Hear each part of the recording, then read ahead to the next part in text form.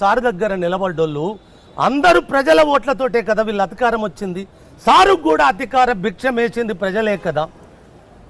ఆ బంగారు తెలంగాణలో ఆయన తెచ్చిన బంగారు రాజ్యములో ఓటేసిన ఏ ప్రజలనన్న భాగస్వామ్యము చేసిన సందర్భం మనకు కనబడ్డదా? సారు మాట్లాడతాడు, సారు కొడుకు మాట్లాడతాడు, సారు అల్లుడు మాట్లాడతారు, సారు బిడ్డ మాట్లాడతాడు, సారుకు మందు పోసి మందు గోలిచ్చేటోడు కూడా మాట్లాడతాడు. ఇక ఈ నలుగురు ఐదుగురు కాకుండా ఇంకొక ఆయన మనమోడు ఆరో సంఖ్యగా, ఆయనకి ఇష్టమైన ఆరో సంఖ్య కదా, ఆయన ఆరో సంఖ్యలో మనుమనికి కూడా ఈ తెలంగాణ వాళ్ళ తాత జాగీరులాగా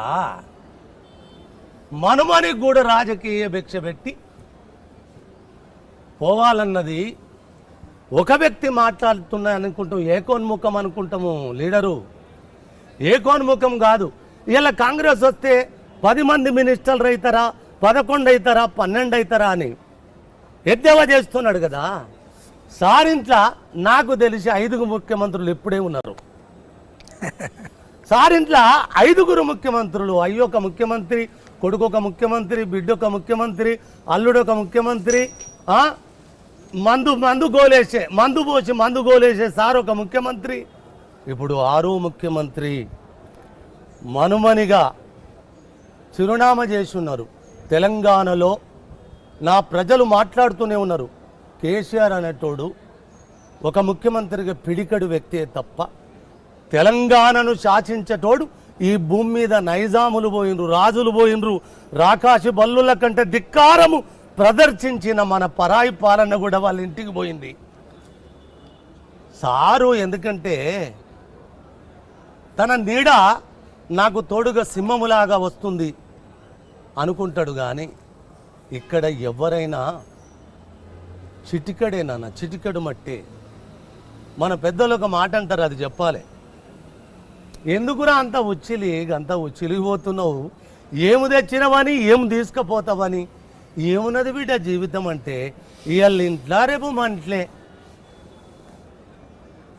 మీరు సంపాదించుకొని మీ కుటుంబమే, ప్రజాస్వామ్య పాలన కాదది, కుటుంబ పాలన.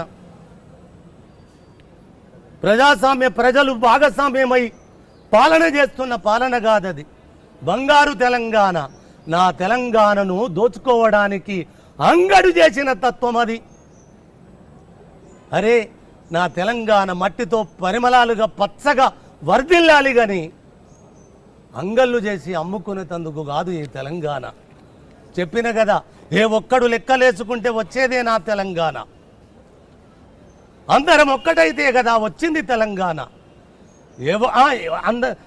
ఒక్కడు లెక్కలేసుకుంటే వచ్చేదే నా తెలంగాణ. కనుదెరిచిన పశుకూన మొదలు కాటికి కాళ్ళు జాపిన పండు ముసలి వరకు అందరం ఒక్కటైతే కదా వచ్చింది తెలంగాణ. ఏ ఒక్కడిదో కాదు, అందరిది తెలంగాణ. ఏలుకోపోండి 5 ఏళ్ళు, కాదంటే 10 ఏళ్ళు, ఎల్లకాలం ఏలడానికి తెలంగాణ. ఎవ్వడి తాత జాగిరు కాదు అని చెప్పిన కదా ఈ నిప్పుల వాగులో.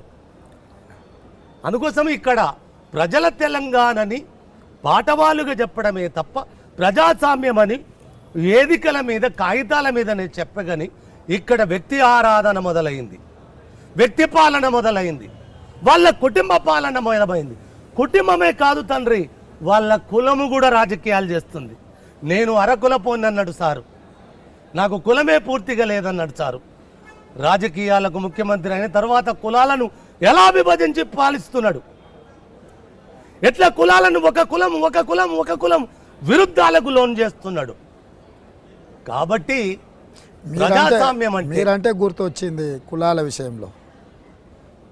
ప్రభుత్వ పరంగా ఎస్టీ రిజర్వేషన్లు ఉన్న లంబాడా ఆదివాసీల మధ్య పంచాయతీని పెంచి పోషించి వాళ్ళిద్దరు ఒక దగ్గర కలుసుకోలేని పరిస్థితి కల్పించాడు. ప్రతి కులానికి అదే ముదిరాజు గంగపుత్రులలో చిచ్చుబెట్టి వాళ్ళను ఒక దగ్గర కూర్చొని మాట్లాడుకోలేని పరిస్థితి కల్పించాడు. అదేవిధంగా ఎస్సీ మాలామాదిగ ఉపకులాలకు సంబంధించిన సమస్యను సామరస్యంగా పాలకులు పిలిచి కూర్చోబెట్టి మాట్లాడి దానికి సరైన పరిపాలన విధానాన్ని సూచించాల్సింది, దాన్ని అట్లనే పెంచి పోషించు. ఇట్లా ప్రతి వర్గాలల్లో ఏదో ఒక రకమైన విభజన తేవడము మనం పుస్తకాలలో చదువుకున్నాం. తెల్లదొరలు విభజించు పాలించు అనే విధానంతో రవి అస్తమించని సామ్రాజ్యాన్ని రాజ్యాలు ఏలిండ్రని మనం చదివినాం. అది చదవడం వరకే. ఈ 10 ఏళ్ళల్లో అయితే మాలాకటోలకు కళ్ళతోని మేము చూస్తున్నాం. ఎందుకు చూస్తుంటేనే ఈ విభజన ఈ రకంగా ఎందుకు ఇట్లా మారుతుంది అనేది. నాకు తెలిసి సారులో ఒక నైజం ఉంటుంది నాన్న.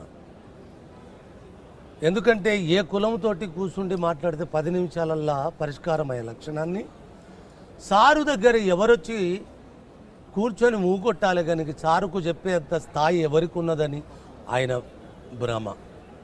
ఆయన ఎవరు చెప్పితే ఆయన వింటాడని. ఆయన కోటరి ఇలా ఎంత అగాధం వచ్చింది చెప్పితే కదా నన్ను నా పుస్తక ఆవిష్కరణలో. మళ్ళీ చెప్తున్నా,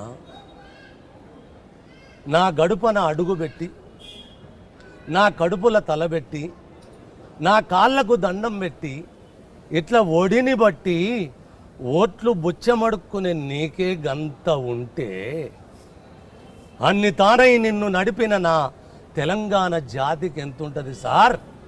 మీరు మర్చిపోవద్దు. ఒకానొక రోజు నీ ఒళ్ళంతా వణికే ఉంటుంది అని చెప్పాను. ఇలా సారు పరిస్థితి ఒళ్ళంతా వణికే. మీరు ఇంత గొప్పగా చేశారు కదా, బంగారు తెలంగాణ చేశారు కదా.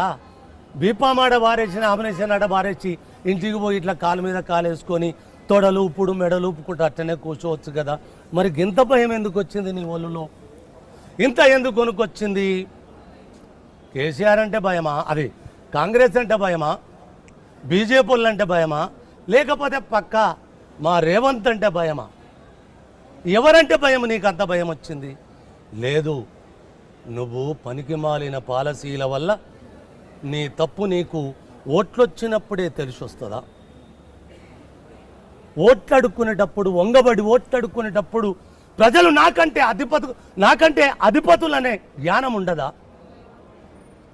అంటే ఆయన ఎప్పుడు మీరు రాసిన పాట మాయమవుతున్నడమ్మ మనిషి అన్నవాడు అనే పాట కేసీఆర్ వినలేదంటారా? ఆయన వినకుండా కాదు, పాపము ఎనుగుద్ద పాండవ కథ అనేది ఒక కథ ఉన్నది ఇక్కడ. ఈ షో డెఫినెట్గా చూస్తాడు. ఎందుకంటే చూడాలి.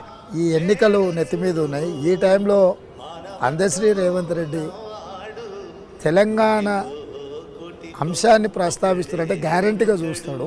ఆ పాట కొంతైనా వినిపిస్తే ఆయనకి